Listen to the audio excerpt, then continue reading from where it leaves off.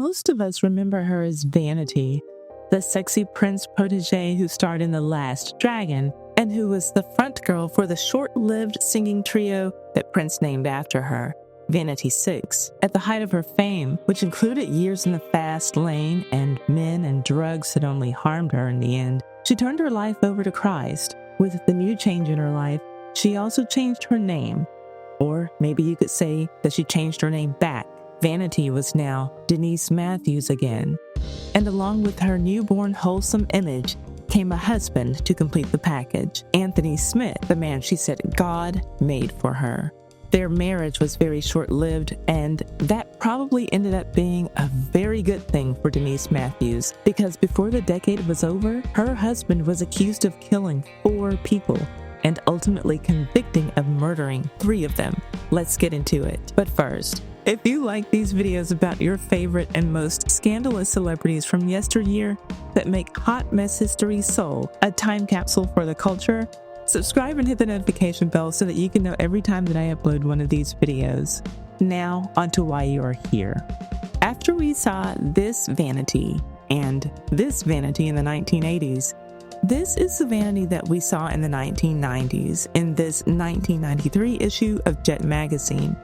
Vanity talked about her transformation from sex symbol to born-again Christian.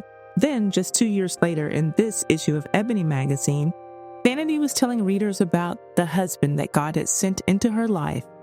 Here are some of the interesting points from that article, sprinkled in with a little bit of my own commentary on her first anniversary of sobriety from the hellish world of cocaine addiction. Vanity married Anthony Smith, a defensive end with the Los Angeles Raiders, and moved to a Cinderella-like home in the Los Angeles hills. What made the union especially noteworthy was that the football star and the born-again evangelist married 4 weeks after laying eyes on each other for the first time. In fact, Vanity, who was then using her real name of Denise Matthews, proposed to Smith 3 days after meeting him. Now, that's what they both told Ebony, but in her biography, called Blame It on Vanity, Denise Matthews tells a completely different story about how they met and their proposal. These are her words. Quote, "Anthony and I met in February, and I don't remember where. We started talking and became good friends. A few weeks later, he asked me on a date, and I accepted. He actually took me to one of his football games. They won, by the way. After he took me home, a few days later, he called me and asked me to be his girl, and I accepted. In March, after a month of dating, Anthony had popped the question to me. I hesitated for a while because I was thinking about what had happened between me and Martin, and I didn't want him to leave me the way Martin left me. I ended up saying yes after 1.5 minutes of thinking and being speechless." End quote. Now, I can come up with no good reason for why Vanity decided to tell 2 different stories that were so drastically different on how she and her husband met and their proposal. If you can think of a reason why, please write it in the comments. Now back to the Ebony article. The 2 say they were immediately attracted to each other and began a courtship that could have put the W in the word whirlwind. I don't know what the heck that's supposed to mean. Without the W, it's Earlwind or Earl End, but either way, that would be stupid. Anyway, Vanity said, "I knew this man was made for me the first day." She reveals it wasn't just that he was a nice guy, he's very sensitive, a teddy bear. In Vanity's defense, she was just a Christian, not a prophet.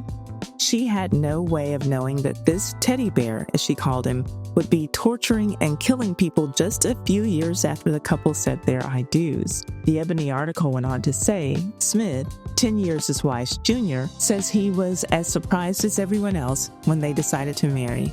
"Never in a million years did I think I'd be married a month after meeting somebody," he says. "We met on the premise of doing charity work together. I had a girlfriend, but when I met Denise, it was like, wow. I had to prove to her that she was all I needed. I had to let everything in my life go. I put my shield down and said, if she's gonna hurt me, she's gonna hurt me. If it's gonna happen, it's gonna happen." So, he already had a girlfriend when they met, but he had to let everything in his life go to prove that Denise was all that he needed. Translation: I had the chance to have Vanity in my bed every night, and nothing in the world was going to stop me from being able to brag to all my football teammates about that.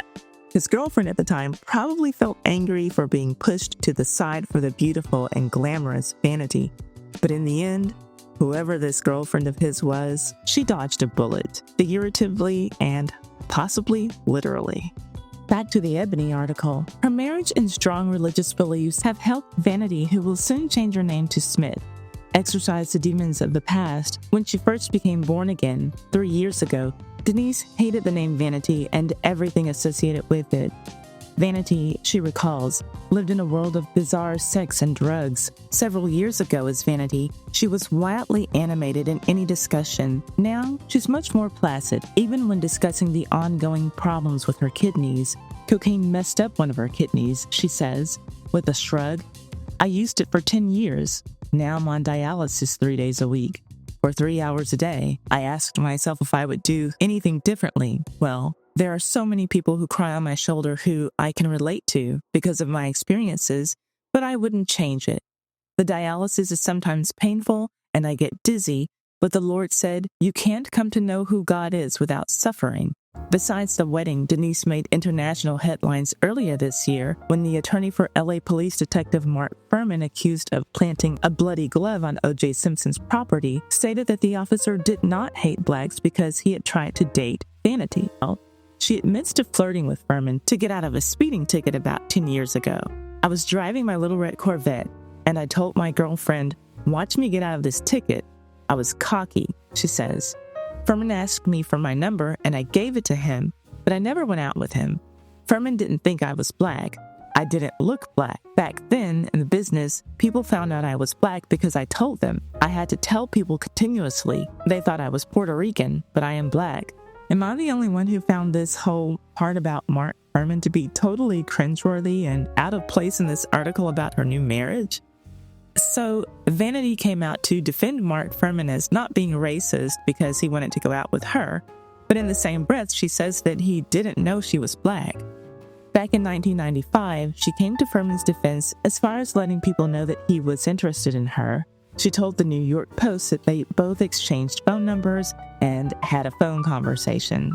And that was supposed to be enough to change the minds of those who thought that Furman was racist, in her words. Quote, he was really cute. I flirted with him, then a few days later, he called me. But at that time, honey, I was with Prince, and I wasn't about to go out with any cop. So I basically blew him off. End quote. Whether he was or wasn't racist, how did his wanting to go out with her prove anything? By the 1990s, I think that most black people knew that Vanity was biracial. She had a white mother and a black father, who, by the way, she called a gorilla. Yes. Check out this Joan Rivers interview clip. What does your mother say? She's got a girl now that you're all grown up and you're a major sex symbol. Is she pleased or? My mother loves everything I do, really. I think I'm like her dream, you know? I think it's everything. She came from Germany. She's originally from Germany. So she had like all these kids. There was like 3 of us. And she didn't get married to my father because they split up, came from a little broken up family. And every time I see her, which I don't see her very often because she lives in Niagara Falls, she's always excited. She always cries. She cries. Her and my grandmother went to see my first film, The Last Dragon. They just sat there and they cried. That's lovely. That was sweet. What about some of the films you did? Like you did a film where you, Tanya and the Gorilla. Yeah. Yeah. Well, my mother. How did you explain that to them? My mother? Yeah. Oh. Mother. Well, she's always had a thing for gorillas. She married my dad. He's black. Did I've your always dad? had a thing for gorillas. Your dad and your mom. Now you have how many sisters? Well, there's 8 of us all together. 8 of you. So how many are close to? How many are not close to now? There's, Patty and Debbie and Renee and myself. Okay. But then I have a lot of half-sisters running around. My father was a busy man. Did you see how she could not wait to get that joke out about her dad? Now, I want to be clear that Denise Matthews didn't owe her dad any favors. In a 1993 interview, she said that he was verbally, physically, and sexually abusive to her. She also suffered abuse at the hands of her unstable alcoholic mother, so her family life wasn't great at all. But kudos to Joan Rivers for not stepping into that joke. I enjoy Vanity as much as anyone did in the 1980s, but when she spoke about race or blackness, it was like hearing nails screeching on a chalkboard. Anyway, back to the Ebony article. It went on to say, but the fast life is in the past.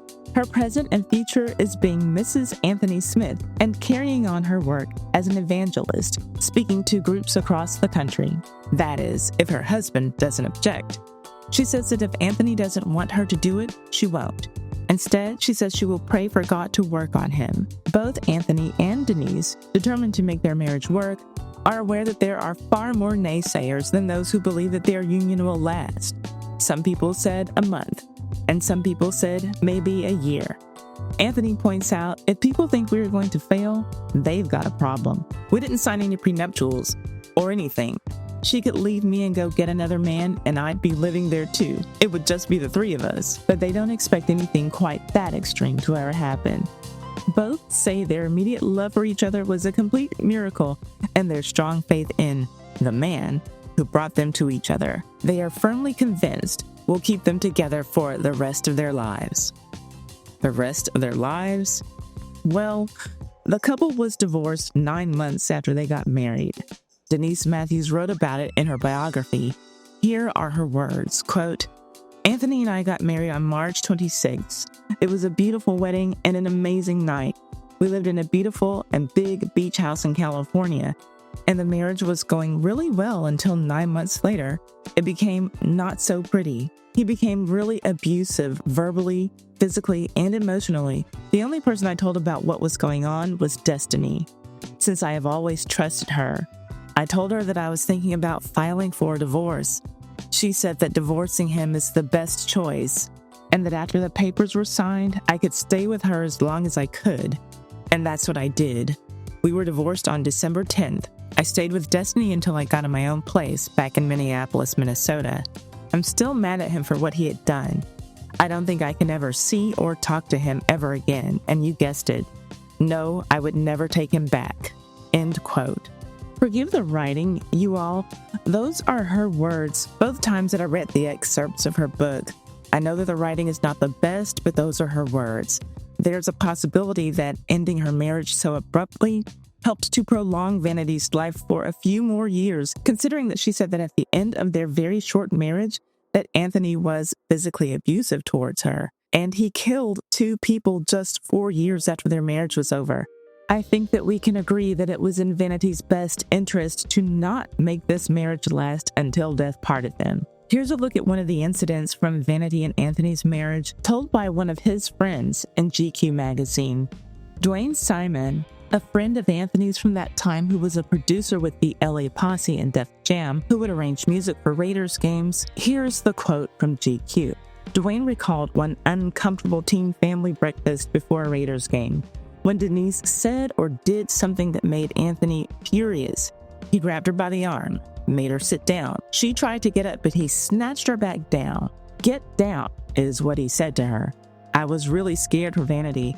I thought he was going to break her friggin' arm. End quote. So let's take a brief look at some of the crimes attached to Anthony Smith. Perhaps learning the crimes that he possibly got away with, plus the ones for which he was convicted, will serve as some kind of proof that God was on Vanity's side.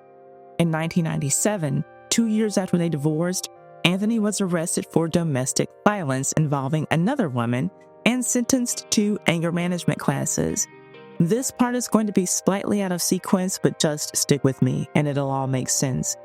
In 2012, Anthony was awaiting retrial on a murder charge in the 2008 death of Maurelio Ponce, when he was charged with 3 additional cold case killings. They included the 1999 killings of Kevin Nettles and Ricky Nettles. The brothers were found shot dead and their bodies dumped about 8 miles apart after they were kidnapped from a Los Angeles car wash.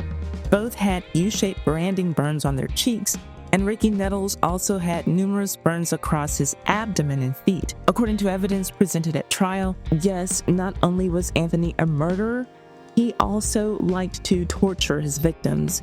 Anthony Smith was also convicted in the June 2001 killing of Dennis Henderson, who was kidnapped in Los Angeles with another man by several gunmen.